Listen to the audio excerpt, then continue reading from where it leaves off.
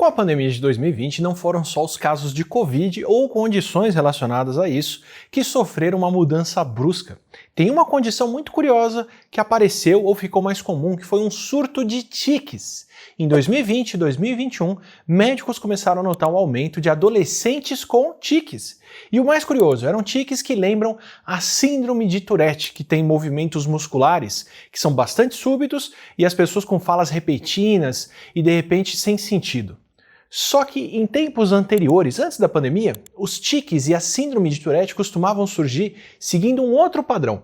O mais comum são tiques aparecerem na infância, dos 5 aos 7 anos de idade, e afetarem por volta de 4 vezes mais meninos do que meninas. Só que na pandemia, o surto de tique mudou para garotas e mulheres de 12 a 25 anos. Em Londres, por exemplo, as clínicas especializadas em tiques dos 2 hospitais infantis da cidade recebiam por volta de 4 a 6 adolescentes com essas condições por ano até o começo de 2020. Mas entre o final de 2020 e o começo de 2021, estavam recebendo de 3 a 4 casos desse tipo por semana. E esse aumento também foi registrado por profissionais que trabalham com saúde no Canadá, nos Estados Unidos, na Alemanha e na Austrália. E o que esse grupo inusitado com comportamentos que lembram tiques tinham em comum? O TikTok. Ou melhor, o uso de redes sociais, principalmente o TikTok. Sim, elas também podiam ter outras coisas em comum, como beber água de repente. E bem provavelmente, os outros adolescentes que não apresentam tiques também estão usando bastante o TikTok. Mas a conexão ia mais além. As garotas acompanhavam pessoas com Tourette na rede social. E não é qualquer rede social, é o TikTok, que é a rede preferida por recomendar mais vídeos relacionados aos vídeos que você está vendo. Esse tipo de influência já aconteceu com outras redes, como no YouTube, mas não nessa escala. Claro que 2020 foi qualquer coisa menos um ano típico. Tinham outras coisas acontecendo fora da internet que também mudaram completamente a nossa vida e a vida das adolescentes. Tem o estresse, tem o trauma do recolhimento da pandemia, que também trouxeram depressão e ansiedade, que são fatores que podem despertar tiques em muitas pessoas. E ao mesmo tempo, o recolhimento mandou essas adolescentes para casa, para a internet, onde elas começaram a acompanhar ou passaram a acompanhar mais pessoas com Tourette, compartilhando os desafios e as experiências do dia a dia passados por quem tem movimentos bruscos, tiques e falas sobre as quais tem pouco controle, e onde essas pessoas podiam compartilhar as próprias experiências com outras pessoas que também passavam por isso. O que aconteceu no TikTok é que as duas tendências, o motivo e o exemplo social dos tiques, se juntaram em um período bastante único da humanidade. Parte dos tiques pode ser até uma predisposição das pessoas que acaba exagerada pela ansiedade, mas que nesse caso também foi reforçada online, pelo compartilhamento e depois reforçada de novo pela validação e pelo senso de pertencimento que as próprias adolescentes afetadas descreveram ter recebido depois de postar no TikTok. O TikTok não foi o que criou o estresse, nem necessariamente o que despertou a ansiedade que pode ter aumentado a propensão de tiques entre adolescentes, mas deu o meio onde esses tiques podiam ser compartilhados e fomentados. Mesmo tiktokers com Tourette antes da pandemia, que tinham a condição que pode gerar os tiques desde a infância, adquiriram outros tiques ao acompanhar outros criadores. Esse é o contágio social, que tem bons motivos para ser mais comum entre adolescentes e acontecer via redes sociais. Inclusive, o que eu acho mais curioso nessa história toda é por que adolescentes e o que tem de especial nessa fase do nosso desenvolvimento para esse tipo de coisa acontecer e por que isso foi acontecer no TikTok. Isso tudo está muito ligado. Repara, por exemplo, que boa parte das redes sociais se popularizaram pelo público mais novo, quando não o público adolescente ou até mesmo crianças. O Orkut foi assim aqui no Brasil, o Zuckerberg fez questão de manter o Facebook restrito a algumas universidades no comecinho da rede para poder aumentar o apelo com um senso de exclusividade entre os mais jovens. O YouTube reinaugurou aquela categoria, o fenômeno de ídolos teens e ídolos infantis que fazem os pais levarem os filhos para eventos. A Twitch se tornou popular entre gamers mais novos no começo e realmente explodiu com jogos como Fortnite, que também tem um público mais novo. Minecraft K-pop, boy bands, até o Musical.ly, que foi a rede que depois foi comprada e virou o TikTok, são tendências que ficaram realmente populares e começaram com o público mais novo. E isso nem é um fenômeno recente ou de internet. Por exemplo, um dos pré-requisitos para o rock se tornar popular foi o rádio portátil. Ok, isso precisa de um pouco mais de explicação, porque essa história do rádio é um exemplo que eu dou toda vez que eu quero falar sobre o poder das redes sociais e como elas realmente se popularizam entre os mais jovens. E vale ver um pouquinho mais de perto. No começo da década de 1950, as empresas de eletrônicos estavam começando a incorporar tecnologias novas, como os transistores, para poder fazer equipamentos mais compactos, como era o caso dos primeiros rádios portáteis. Uma revolução que ainda merece um vídeo próprio. Até então, os rádios eram valvulados, eram feitos com válvulas de potência que ampliavam o sinal de rádio para poder fazer o som que o aparelho emite, o que consome uma energia enorme e demanda um certo espaço em um rádio que não vai ficar lá tão portátil. Os aparelhos valvulados eram aqueles trambolhos que ficavam na sala das casas e a família toda se juntava ao redor para poder ouvir na era de ouro da rádio. E a preferência musical e de programação de uma casa era a preferência dos donos da casa. Não tinha muito espaço para alguma coisa muito diferente para as crianças do que os pais cresceram ouvindo. Já com a criação do rádio com transistor, de repente ele ficou bem menor e bem mais portátil. Agora tinha uma nova geração que podia ouvir rádio por conta própria, longe dos ouvidos alheios e com privacidade suficiente para poder ouvir um novo estilo musical, que foi o rock. Agora essa geração podia ouvir aquele novo estilo musical que estava despontando pelo mundo sem precisar da aprovação e do gosto da geração anterior. Podiam ouvir aquela música que os seus pais achavam horrível e que não teria espaço no rádio da sala. Na biologia se especula que um dos motivos para o grande sucesso dos insetos com metamorfose, como é o caso dos besouros e das borboletas, é a possibilidade das larvas, como as lagartas, por exemplo, que comem uma dieta bem diferente da dieta dos adultos. Assim, em um mesmo espaço, duas gerações podem explorar recursos diferentes sem competir. E esse seria um dos motivos de nós termos uma variedade tão grande de besouros pelo mundo. Já no caso da música, pode ter acontecido alguma coisa análoga.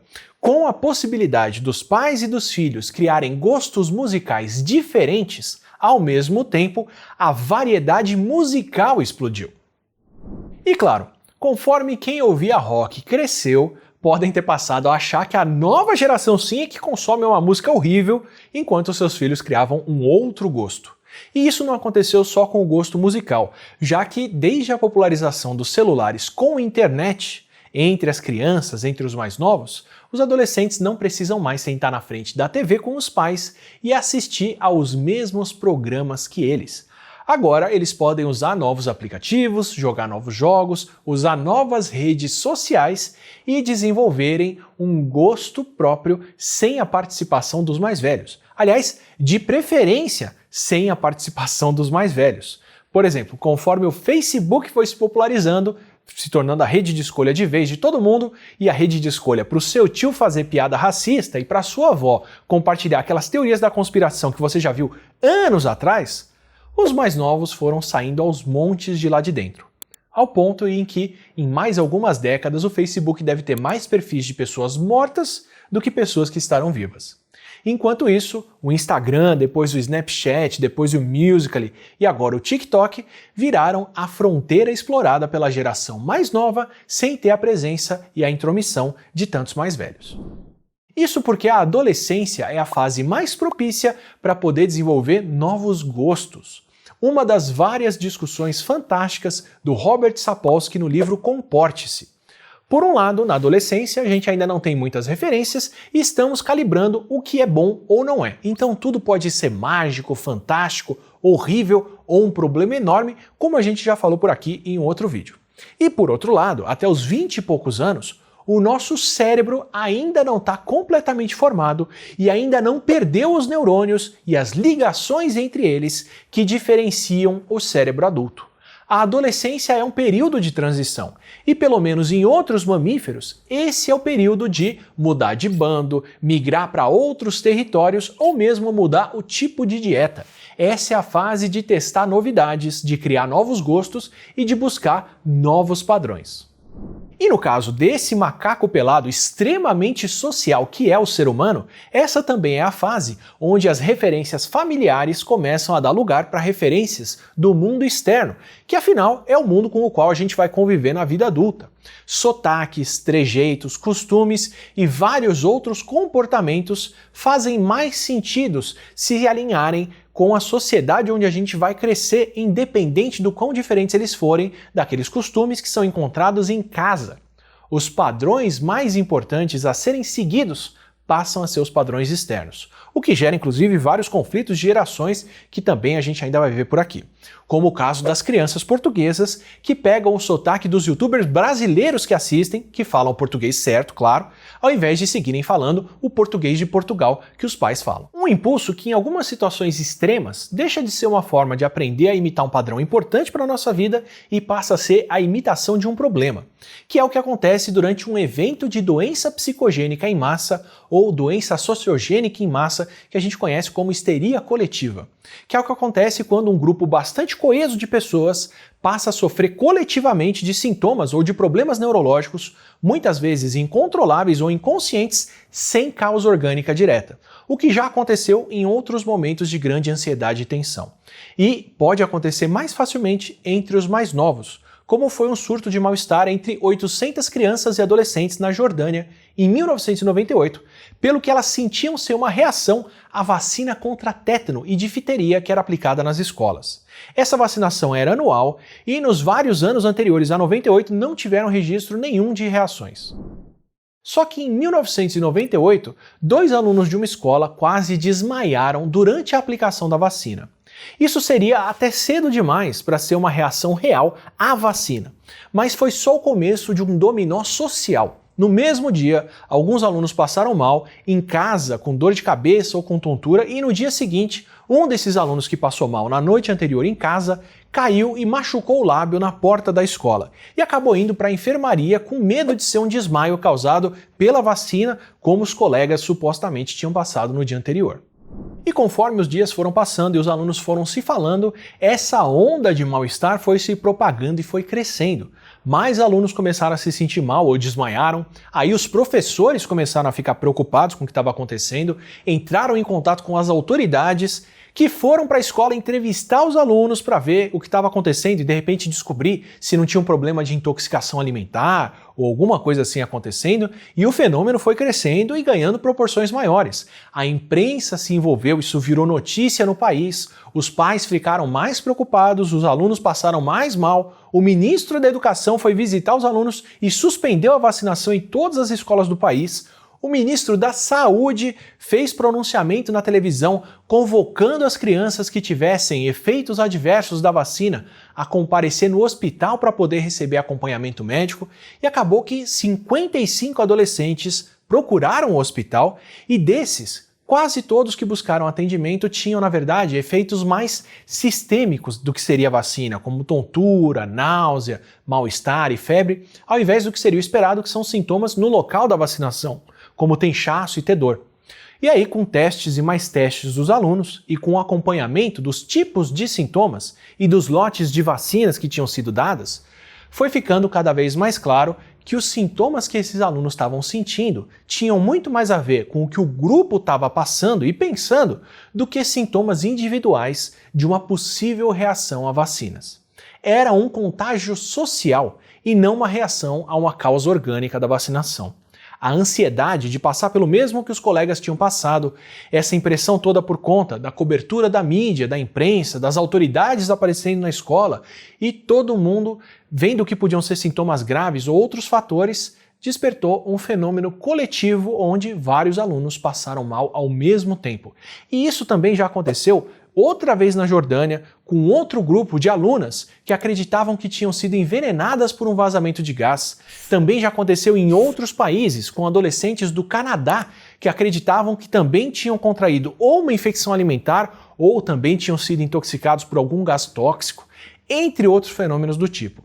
Isso geralmente acontece entre crianças e adolescentes e mais comumente entre meninas, o que parece ser o caso com os tiques do TikTok que a gente está vendo agora. A nossa capacidade de absorver os padrões dos grupos dentro dos quais a gente participa é fundamental para a nossa vida social, especialmente em uma fase de transição como é a adolescência. Só que em 2020 e 2021 não foi nem o medo de vacina, nem o medo de um vazamento de gás ou de espíritos, como já aconteceu em outros lugares, que acabou contagiando socialmente os adolescentes, como foi o caso de outros eventos de histeria coletiva. Nem foi uma coisa restrita a uma escola ou uma região pontual de um país.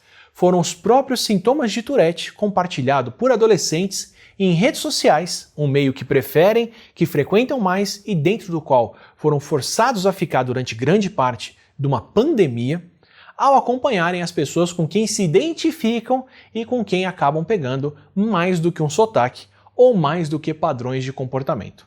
Eu acho muito simbólico da nossa condição humana a gente ainda carregar os mesmos vieses cognitivos de sempre que agora estão sendo transformados e adaptados pela nossa cultura moderna. Agora, se você quiser buscar padrões de uma forma muito mais divertida, com uma convivência social bem mais saudável, eu recomendo demais conhecer o Doble da Galápagos, que é um jogo com cartas, com essas cartas aqui, que é uma mistura de jogo da memória que pede reflexos rápidos e dá uma das agonias mais legais que eu já tive jogando. Eu juro, é agonia legal porque no Doble tem várias formas de jogar, todas elas são bem simples e bem fáceis de pegar.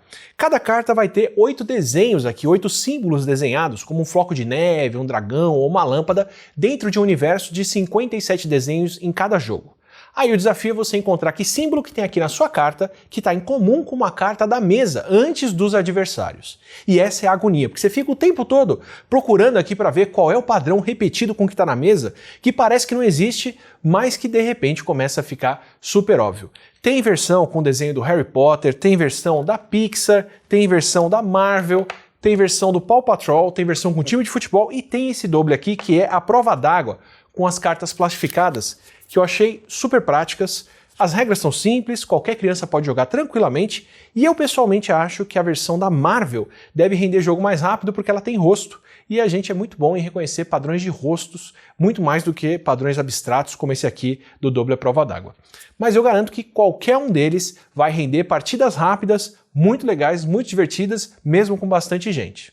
E se você quiser jogar aí de casa, sem pagar nada, para ver como que é essa tal dessa agonia legal que eu falei, aproveita o link da versão online do Doble que a gente deixou na descrição, onde você tem 1 minuto para encontrar os padrões repetidos entre 2 cartas. O máximo que eu consegui fazer nesse 1 minuto foi 14 pontos, boa sorte para bater meu recorde. Já se você quiser comprar o jogo mesmo, para poder jogar com mais gente e aproveitar essa diversão, inclusive no fim do ano, tem o link na descrição do vídeo, e nesse dia 14 em que sai o vídeo, ele está em promoção na Amazon. Então se você está vendo esse vídeo no dia que ele saiu, aproveita, pega um preço bom para dar de presente para aquela amiga ou para aquele parente agora no final do ano. Boa diversão. Agora, se você quer vídeos que tentam manter um padrão de bom conteúdo, de um conteúdo legal e de boas histórias para contar, aproveita, assina o canal aqui e aí você recebe as notificações das próximas conversas que a gente vai ter.